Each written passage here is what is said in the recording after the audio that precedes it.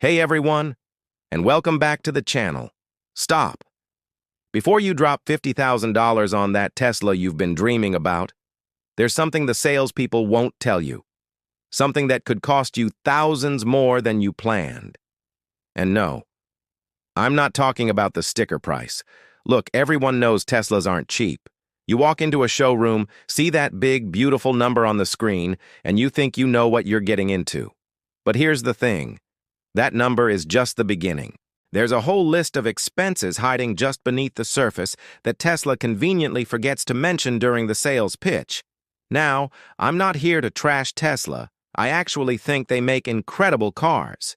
But after talking to dozens of owners and digging through the real numbers, I found that owning one of these electric marvels comes with costs that most people never see coming. So today, we're going to break down every single hidden expense of Tesla ownership. The stuff they don't put in the brochures, the fees they bury in the fine print, and the upgrades you'll need just to make the car work the way you thought it would from day one. Here's how it usually goes. You see one on the road, it looks amazing, silent, fast, super high-tech. You do some research online, watch a few YouTube videos, maybe take a test drive. The sales guy shows you the monthly payment options, talks about how much you'll save on gas, mentions the federal tax credit, and makes it sound like a total no-brainer. So you sign the papers, drive off the lot, and feel like you've just joined the future. Then, reality hits. The first surprise comes when you get home and realize you can't just plug the car into a regular wall outlet and expect it to charge overnight. Well, technically you can, but it'll take forever. So now you're looking at installing a wall charger. That's anywhere from $800 to $2,000 right there, depending on your electrical setup. Some people even need to upgrade their entire electrical panel to handle the load. That's another few $1,000. But wait, it gets better. You start using the car every day and you love it. Then you take your first road trip. You pull up to a Supercharger station, plug in, grab a coffee, come back and check the app.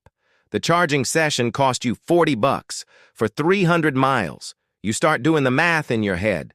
That's not that much cheaper than gas, especially if you were driving a fuel-efficient car before.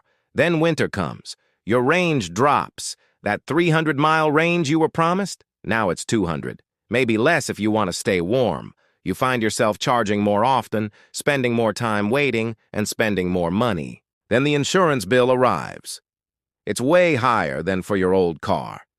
You call the insurance company to ask why. The agent explains that Teslas are expensive to repair. The parts cost more, the labor costs more, and even minor accidents can total the car because of how the battery is integrated into the structure. And we haven't even talked about the software stuff yet. Let's start with the charging situation because this is where most people get hit first. Tesla sells you the car with a mobile charging cable. Great. You can plug it into a regular 110-volt outlet. But that gives you about 3 to 5 miles of range per hour of charging. Think about that. If you drive 40 miles to work and back, you need to plug in for at least 8 to 10 hours just to recover what you use that day. And that's if you don't do anything else. No side trips, no errands, nothing. So you need a better solution. Tesla offers their wall connector for around $450, but that's just the equipment.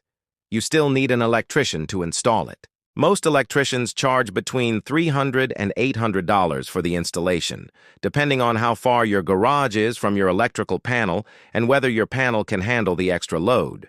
If your house has an older electrical system, you might need a panel upgrade. That's $2,000 to $4,000, easy. Now let's say you're one of the lucky ones. Your electrical setup is fine. You get the wall charger installed for a total of, say, $1,200. Not terrible. You can live with that. You're charging at home most of the time, and the electricity is way cheaper than gas would be. This part of the promise actually holds up. Charging at home is usually pretty affordable. Most people pay somewhere between 8 and 15 cents per kilowatt hour. A full charge on a Model 3 might cost you $10 to $15. That's solid. But then you need to take a longer trip. This is where the Supercharger network comes in. And yes, it's convenient. Tesla has more fast charging stations than anyone else. But convenient doesn't mean cheap. Supercharger rates vary wildly depending on location and time of day. Some stations charge 25 cents per kilowatt hour, others charge 50 cents. During peak times, prices can spike even higher. And here's the kicker. Tesla used to offer free supercharging for life on some models. Not anymore. Now they use it as a sales incentive that comes and goes. Some cars get a few years of free supercharging, most don't get any at all. Let's talk real numbers. Say you're doing a road trip from Los Angeles to San Francisco. That's about 380 miles. Your Model 3, long range, has about 330 miles of range when fully charged. You'll need at least one charging stop, probably two to be safe. Each supercharging session to get back to 80% might cost you $25 to $40, depending on the station and how empty your battery was. So you're looking at $30 to $50 in charging costs for that trip. A gas car getting 30 miles per gallon would use about 13 gallons for the same trip. At $5 per gallon, that's $65. So yes, you save some money. But it's not the huge, game-changing savings people imagine. And let's be real about something else. Supercharging takes time. Even the fastest superchargers need 20 to 30 minutes to get you from 10% to 80%. You can't just pull in, fill up in 5 minutes, and leave like you would with gas. This matters on long trips. What used to be an 8-hour drive might now be a 9 or 10-hour drive once you factor in those charging stops. Now let's talk about insurance. This is a big one that catches a lot of people off guard. Teslas are expensive to insure. There's just no way around it. The average insurance cost for a Tesla Model 3 is somewhere between $2,000 and $3,000 per year. For a Model S or Model X, you're looking at $3,000 to $5,000, or even more. Compare that to a similarly priced gas car, and you're usually paying 30 to 50% more for the Tesla. So why is that? There are a few reasons. First, as I mentioned, Teslas are expensive to repair. The body panels are aluminum. The parts are often sourced directly from Tesla, and there's less of a third-party market for repairs. The technicians need special training. All of this adds up.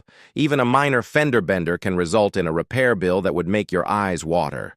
We've seen stories of small dents costing over $10,000 to fix because of the sensors and cameras involved. This high repair cost is a huge factor for insurance companies when they calculate your premium. Next, let's discuss tires. You might think, tires are tires, right? Not exactly. Teslas are heavy, and they have instant torque, which means they wear through tires faster than many comparable gas cars. Owners report needing to replace their tires every 20 to 30,000 miles. And because these are high-performance vehicles, they often require specific, more expensive tires. A new set of tires for a Model 3 can easily run you over $1,000. For a Model S or X with larger wheels, you could be looking at $1,500 to $2,000. That's a significant recurring cost that most new owners don't factor into their budget. Then there's the whole world of software and connectivity. One of Tesla's biggest selling points is its incredible tech. The giant touchscreen, the over-the-air updates, the cool features. It's a huge part of the appeal. When you buy the car, you get standard connectivity, which includes basic maps and navigation. But if you want the full experience, live traffic visualization, satellite view maps, video, and music streaming, you need to subscribe to premium connectivity. That's another $10 a month or $100 a year. It's not a lot, but it's another subscription, another one of those little things that adds up over time. And finally, the elephant in the room, full self-driving, or FSD. This is probably the most controversial and confusing part of the Tesla package. Tesla markets it as the future, and it costs a staggering $12,000 as a one-time purchase or a monthly subscription of $200. But here's the critical point. As of today, full self-driving is not actually full self-driving. It's an advanced driver assistance system that still requires your full attention at all times. Many owners buy it thinking they're getting a car that will drive itself, and they end up disappointed. So, let's add it all up. you've got the potential for a few $1,000s for a home charger installation. Thanks so much for watching. I hope this was helpful for anyone considering making the switch to a Tesla. If you have a Tesla, I'd love to hear about your experience with these costs in the comments below. Did anything surprise you? And if you found this video valuable, please give it a thumbs up and subscribe to the channel for more content like this. We'll see you in the next one.